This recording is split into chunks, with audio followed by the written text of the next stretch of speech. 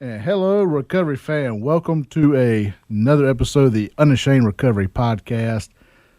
The last episode that you heard, we talked about codependency, what it was like, and what we can do to overcome that cycle of codependency.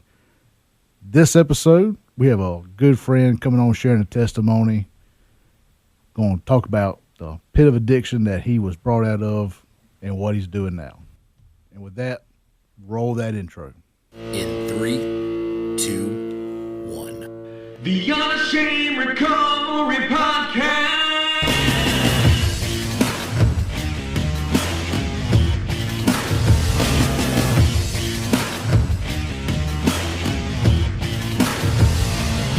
The Unashamed Recovery Podcast with Josh and Drew starts now.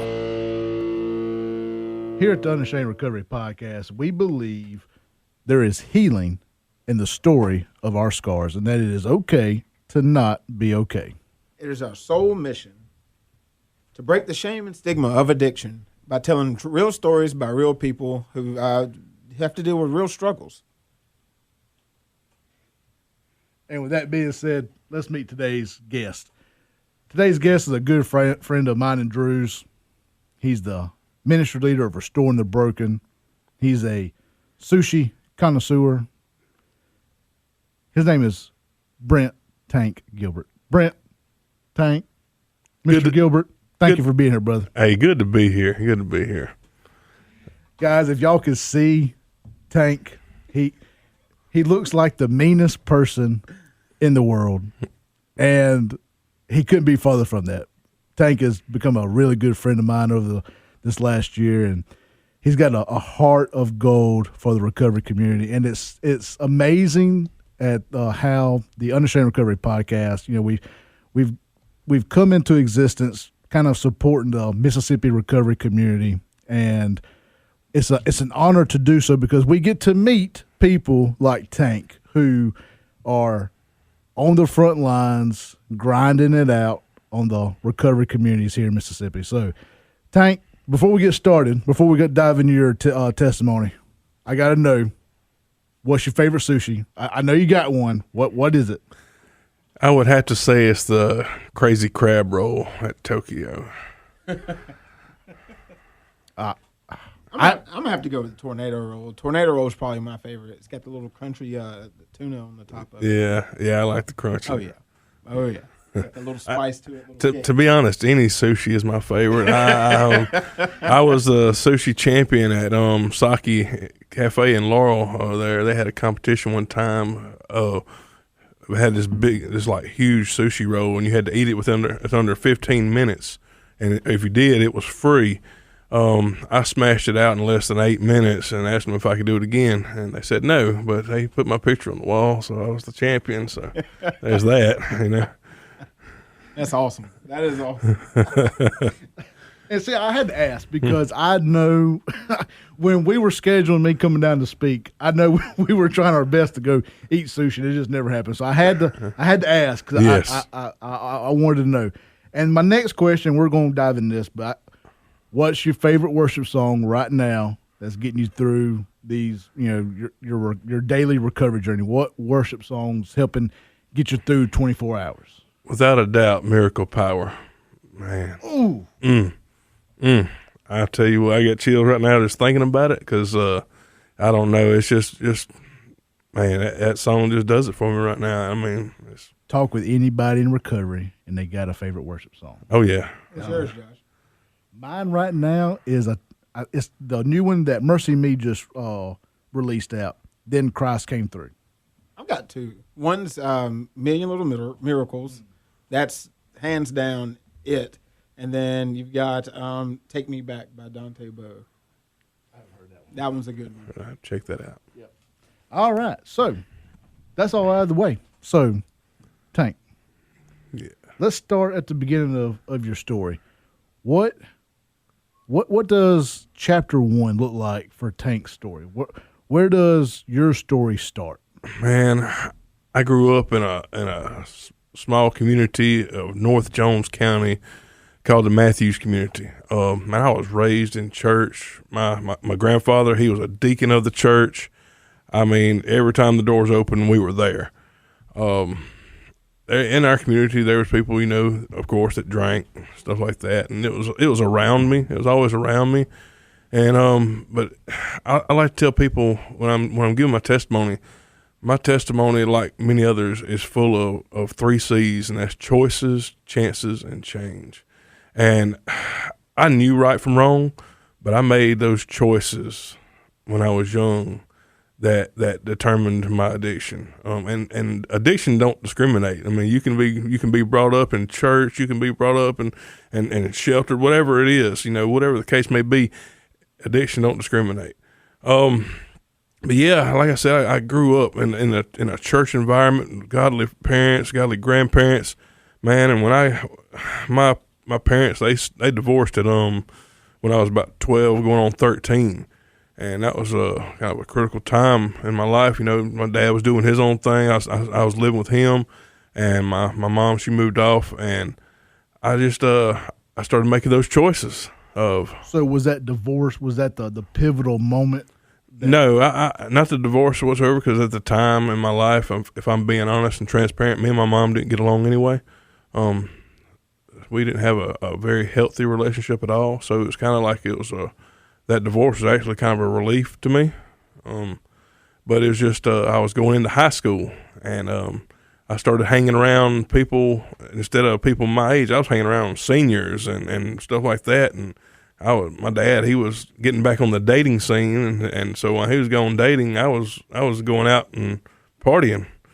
And that's actually how I got the name Tank. I was partying with a bunch of seniors, drinking. And man, I would drink a lot, and I've always been a big fella. And I had one tell me, he said, "Man, you're a big fella, and you hold a lot of fluids. We're gonna call you Tank." and it stuck with me ever since. But people, when I tell people that, they're like, "But that's not you anymore. You're not that person anymore. So why do you still go by that name?" I said, "Well, that Tank, he died."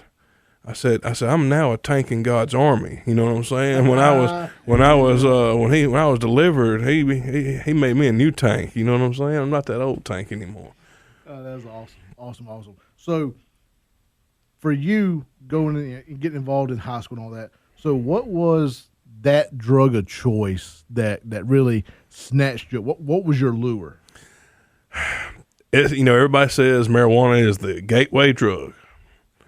And I would like to say, sure it is, but like I said, it was choices. I mean, I started smoking weed when I was 13, and then as I got older, I just kept trying. I had that addicted personality. I mean, the first time I smoked a cigarette, I didn't call for anything. I was like, "Hey, I like this." I mean, and that was a red flag that I seen later on in life. Everything I tried, I liked it, and it just went on from there. So. Of course, someone, "Hey, you want to try this?" Sure. I done everything except for stick a needle in my arm. And when I was 17 or 18 there, I was introduced to crystal meth for the first time. And I was at a party, and some guys, we went in the back room, and they had a piece of foil, and, "You want to try this?" "Sure." "Well, what is it?" And they told me. I was like, "Okay." And I was instantly hooked. I didn't care. I was still smoking weed, but I didn't care about that. I was still drinking. I didn't really care about that. And I could get that. That was no problem. But my sole mission became to get that meth and chasing that high. And that really started leading down the destructive path. Well, I think right there is a perfect chance for us to take a small break to hear a word from our sponsor. Today's episode is sponsored by D's Automotive. Unashamed Recovery Podcast is fortunate that we are heard around the world in over 42 countries. But we also have a huge local audience here in the home state of Mississippi. And D's Automotive is a proud sponsor of Unashamed Recovery Podcast. They are serving the East Mississippi community, and D's has been serving the East Mississippi community and Meridian for over 42 years. And that is for your entire complete car care service and towing and car unlocks. And that is D's Automotive. And they're over at 5024 Poplar Springs Drive, 5024 Poplar Springs Drive. And you can give them a call, 601-482-1800. And when you go over there, go see Miss Jeannie, Mike, and the boys, and tell them that Josh and Drew sent you. Now, if you're still here with us, let's get back to the testimony. We're sitting here today with Tank of Restoring the Broken.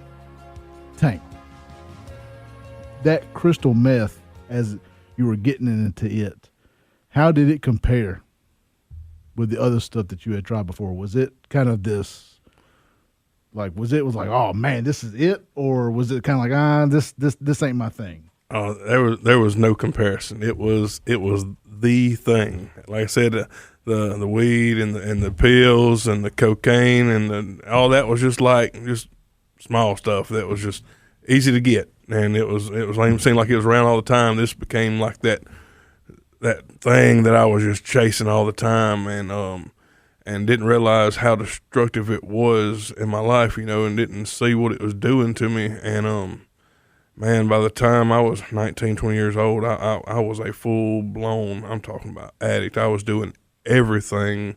And my addiction, I didn't just go to one thing. I was doing it all.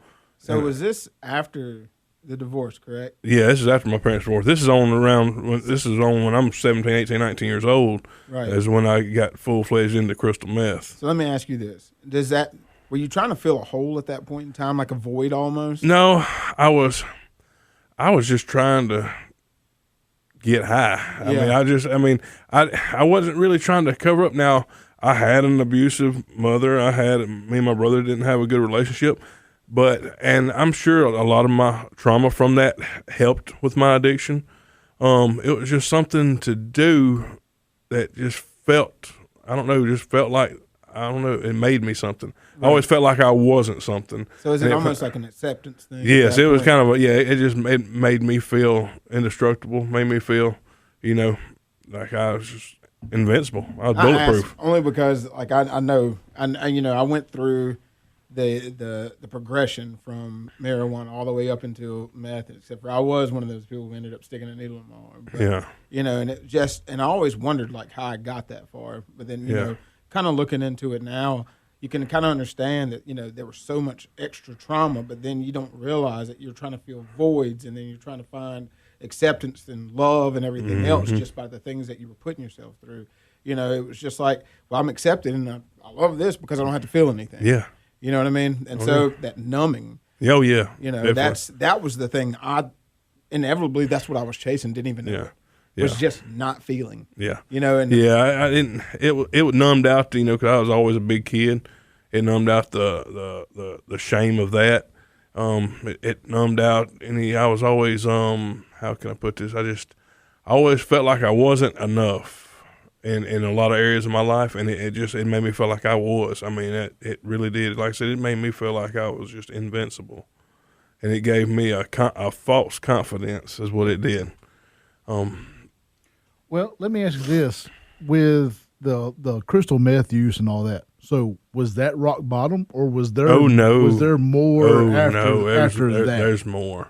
See, I've known some people that once they hit that crystal meth point, that's rock bottom. Yeah. So yours continues on down. Oh yeah, we're just at the tip of the iceberg. So I lived that life for 3 years there like that, just my every day was a party.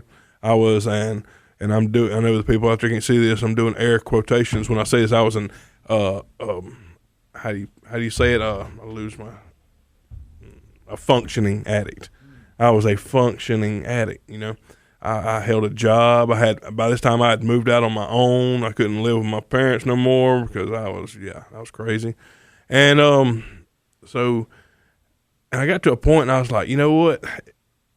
Living like that and having people at my house all the time and just every day for 3 years there, nonstop, every day was a party. It was all the time something going on. I got tired of that. I was like, I'm tired of this. And I made a deal with God. I said, God, if you'll put somebody in my life where I'll quit all this, just where I can get away from all this and escape, put somebody in my life. And I met which is now my wife. And the thing about that is me and her dad and her brothers all were in addiction together. We partied together. I didn't even know she existed until I was over there one day and she came to the door and I'm like, who is that? And and I was like, God has put her in my life. And so we started talking, we started dating, we got together, and I had to have that conversation with her dad. I'm like, look, I'm with your daughter now. I'm done with all this stuff. And she got pregnant with our son, and I quit everything cold turkey. I was like, I made a deal with God. I'm done with this. I mean, I quit smoking cigarettes, everything. Just boom, it was just nothing. And I think it was the shock of I've got a child on the way, helped me do that. But as soon as our son was born, and I'm 21, 22 years old now when this happens. As soon as he was born, I started dabbling back. I got comfortable, and I felt, okay, I can dabble a little bit. And that dabbling turned into 10 times as bad as I was the first time, back doing all the same stuff over and over again, and plus hiding it from her. She knew I smoked a little weed. She knew I drank. She didn't know any of the other stuff. She didn't know I was selling it. She didn't know I was bringing duffel bags and hiding them out in the woods, and I was dealing it as well as using it. And so that right there makes the selling chickens a whole lot funnier. Oh yes, because yes. You've gone from selling drugs. You made a post. It's been a while back. Yes. Of you were meeting somebody in a parking lot. Yes. With a chicken in a cage. Yes. I went from slinging dope in the hospital parking lot to selling chickens in the high school parking lot. You know, that's where God brought me from. You know, and I made a joke. I made light. I wasn't making a joke about. You know, I wasn't. Never would I. You know, make a joke about addiction. But it was just I was making light of where God had brought me from, because I used to be that person that was meeting people in the parking lot selling dope, and I was that person. But now I'm meeting them in there doing chicken deals because I raise chickens, and man, that's one of the best things ever. But Man, Not the chicken dealer. Yes, I have calmed down on that too, because and me and Josh were talking about this earlier. You have to watch out, because you can replace things and they can become an addiction. And I realized my chicken dealing was becoming an addiction. I felt that sense of, oh man, I'm the man here. You know, I had to back off. But no, but back to my story there. Then my wife got pregnant with our daughter, and I'm full blown. It's getting bad now. When she was in the hospital giving birth to our daughter, I was in there long enough to see my daughter come out of the womb. I cut the cord, and I went right back out. I was going to different bathrooms in the hospital and smoking dope. I was going out in the parking lot and selling it. And this was in October. I'm just pouring sweat. I'm a wreck, and went on like that for a couple of years. Man, our house, everything was going to shambles. Man, we had holes in our floors and our walls, roaches and rats. And then my wife confronted me one day on Christmas Eve when my daughter was 3 or 4 years old. She confronted me. She knew something was up, and then I was doing dope with her family members, and one of them finally, snitched me out and was like, yeah, he's on it bad. He's deep into this.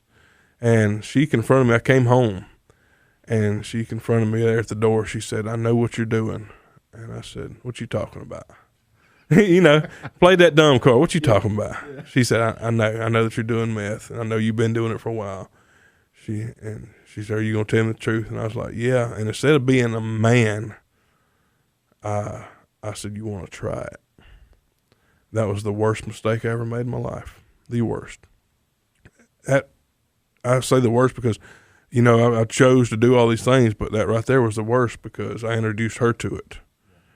And it really got bad. It got so bad we would stay locked up in the laundry room or the bathroom smoking dope, and our kids just run around doing God knows what.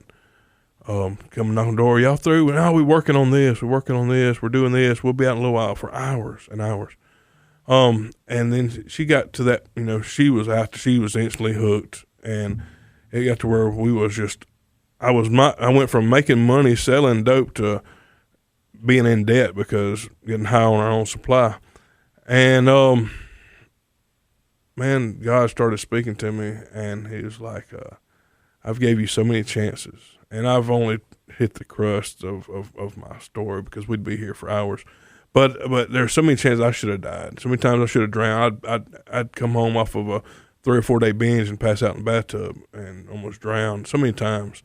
And it's like God was just getting my attention. You know, I've gave you chances. I gave you chances. I mean, he was speaking to me. That still small voice. He was speaking to me. He's like, "You fixing to be out of chances." I'd lay there every night like my heart was just fixing to explode because I had done probably half a gram of meth, a gram of coke, drinking all day, this and that, and I mean my heart just all the time, and there's no telling what kind of wear and tear I'd done on my body over that 20-year period. And it finally he got my attention one night, and he told me, he said, "This is it. It's now or never." And I surrendered right there, and I said, "I'm done. I begged and pleaded. I said, "Take this away from me. Take this taste of it, the want, everything." And we got up that next morning, and we went to church, and all I could do was just cry because I knew God had delivered me. I knew right then I had truly gave my life to Christ. And that was August the 1st was 10 years ago that happened. I haven't touched anything since. Man, that's one of those situations where it doesn't always happen like that, but when it does, it is a walk-in miracle. It is. And you know, when I tell people my story, they think, "Oh man, yes, it got better." No, it didn't. It got worse because my wife wasn't ready to quit, and for 2 years there, we lived in misery because I was walking it out for the Lord. Man, I was fired up and trying to live right, and she was still. And I knew she was, and I was trying to bring her in. I was trying to, and I got to that point where and then I was trying to fix it, and I realized I can't fix it. It's only God can fix this. And I told her one day, I said, "Look, either you can get some help, and get clean, whatever we need." I said, "I'm willing to do whatever we got to do to get you some help and get clean, or you're gonna have to go." And she packed her stuff up and she left. And I took sole custody of the kids. She ran off with a dope man. And for months she was gone. See her every once in a while. She had to have supervised visitation and stuff like that. Man, it was just horrible. And I went through a bad depression, and I was like, I questioned God. I was like, why? I said, I surrendered all this to you. Why is this happening? And I just one night I took my kids out to my dad, and I was like, I just need y'all to watch the kids for a while. I said, I can't right now. So, I was depressed. I'd already filed for divorce, everything, And I laid out there. Man, it was cold. It was like the last ice storm of Mississippi. I want to say it was 2012, 13, somewhere up in there. And I sat there in our trailer for 2 or 3 days, and I didn't eat. I was fasting and didn't even know it, man. I didn't eat. I was just talking to me and God, and I didn't have the heater running, nothing. I remember walking by the thermostat, and it said 18 degrees, and that was the only inside. And I was mad at God. I yelled at him. I screamed at him. I cried to him. And I came to a point where I just laid myself on the floor and screamed and kicked like a baby. And I said, I said, all right, this year's God, do what you're going to do. I said, I'm giving it fully to you. I said, if you want us to be together, you'll make it happen. If not, you show me what I need to do. And that next morning, some people that I used to go to church with called me, and they said, do you want to go to a Newsboys concert with us? And I was like, sure, why not? So I loaded up with them. We went to that Newsboys concert in Kosciuszko, Mississippi. And man, they was having if you've never been to a Newsboys concert, you're missing out. It's awesome. That drummer is awesome. But anyway, and they was having a time of prayer. And man, the Spirit was moving, and we was praying. And I was praying for my wife, and I was praying for God. I need you to show me what decisions I need to make. And right after that, my phone went off, and it was my wife, and she said, I'm ready, I want help. And that was divine intervention from God. And I didn't know at the time that at that time, same time, she was about to shoot up for the first time, and she was going to just overload herself and overdose and take her life up because she was in such a bad place. But God intervened, man. And I went that next day, and I went to the hotel room where she was at with the dope man, and I walked in there and I grabbed her and I said, let's go. And that old flesh of me, you know, I wanted to act out on him, but I didn't. I walked in there, I got her, and I took her straight to a meeting. And she started going to meetings. And did she have a slip up? Yeah, she slipped up a couple times, but she just kept on getting back up until eventually she got it. And August the 14th, 8 years ago, she surrendered, and she's been clean ever since, man. And that's when God really took off in our lives. And we got in church, man. We started serving and just surrender our lives to the Lord and just letting him take over and let him lead, man. And he has I can't tell you how good it's been. The work that he has done in our lives, the doors he's opened, man, and it's a better high than anything this world can give you. And go ahead, I'm sorry. No, you good. I was gonna just coincide with what you were saying, man. It doesn't, you know, that's the best feeling in the world is, you know, being inside the will of God. And so many of us that were in that lifestyle of addiction, when we find God and we get pulled out of that pit. Yes. And we know firsthand. Oh, yeah, man. And it's something. Psalm 42, man. Psalm 42. I got pulled out of the pit. I got it tatted on my arm, man, because that's my verse that I stand on, man. He drew me out of that pit of destruction, out of that miry bog, and he set my feet on a solid rock, making my steps secure. He done that, man. I'll never forget it, what he done. And man, we started serving in the church, man. I became a greeter, and then eventually I became a Sunday school teacher. And I was like, this is crazy. I got a GED, dude. I know nothing about teaching, but God doesn't call the equipped; He equips the called. And man, I just couldn't believe I'm teaching Sunday school. And so I was like, okay, this is where God's got me. And I've done that for years. And then I just felt him just tugging me, I got something for you to do. And I was like, so I was part of a life group there at church, and I had all these people praying for me. I said, God's wanting me to do something. I don't know what it is. I mean, just pray. And I'd got a call from a lady. I called her. She was like one of my other my mamas, you know, and me and her son had went through addiction together and recovery, and they had a benefit car ride for him down there. And anyway, she said, I want you to come and share your testimony. I said, okay. I went down there and I shared my testimony. And there was a lady, Miss Consuelo Wallace. She's over the Jones County Drug Court. She's down there. She said, I want you to come speak at the drug court. And I was like, okay. And I knew right then, I said, God, I see what you're doing. And so I went back and talked to my wife, and I was like, God wants us to start a ministry. She's like, okay. I was like, we're going to start a ministry and just tell people what God's done in our lives, you know, for recovering addicts, you know, and just, I said, I know that I got confirmation. That's what he wants me to do.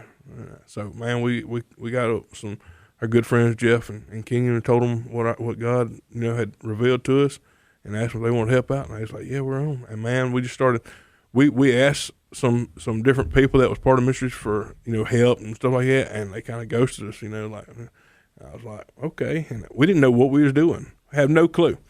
But we said, we're going to be obedient to God, and whatever, we're going to let the Holy Spirit lead this. And, man, we started out, and he just started opening doors, man. And then that was 3 years ago, man. We're supposed to celebrate our 3-year anniversary at Restoring the Broken.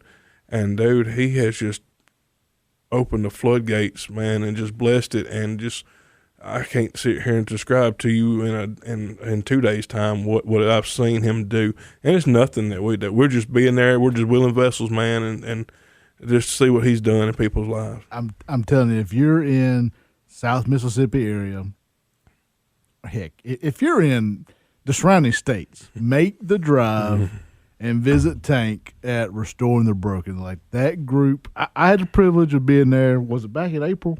Yes. April, I think. Yes. And that is a very rowdy group. They are excited to be in recovery. Like yes. that's all.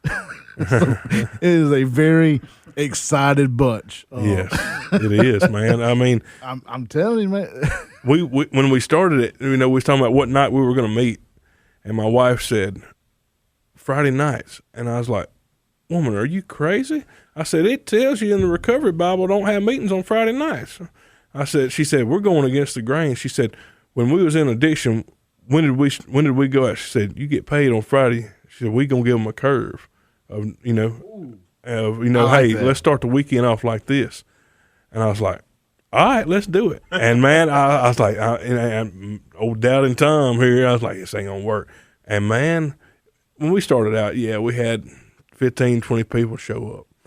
And, the first few meetings, it kind of dwindled down. We'd have like 10 or 15.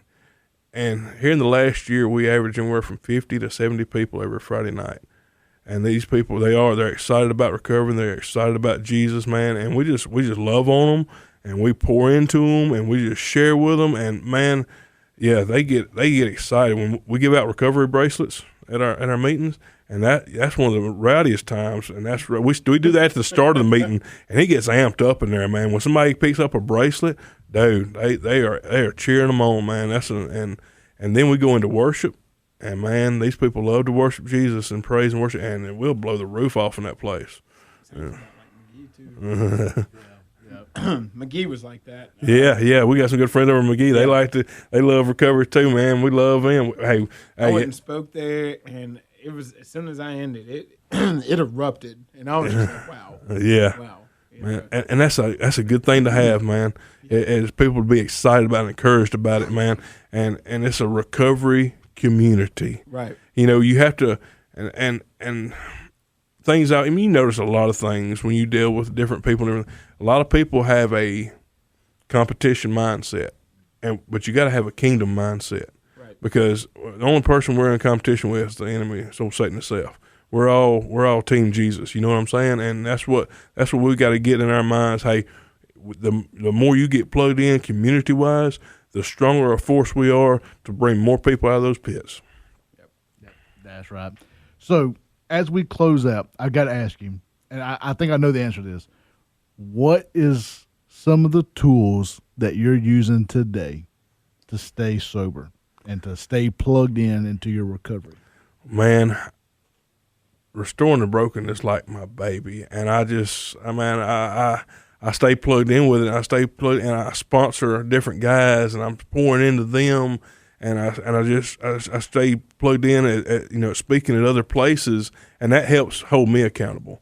And about a year ago, God called me to preach, and man, that helps hold me accountable because I'm staying in His Word even more, studying and preparing sermons.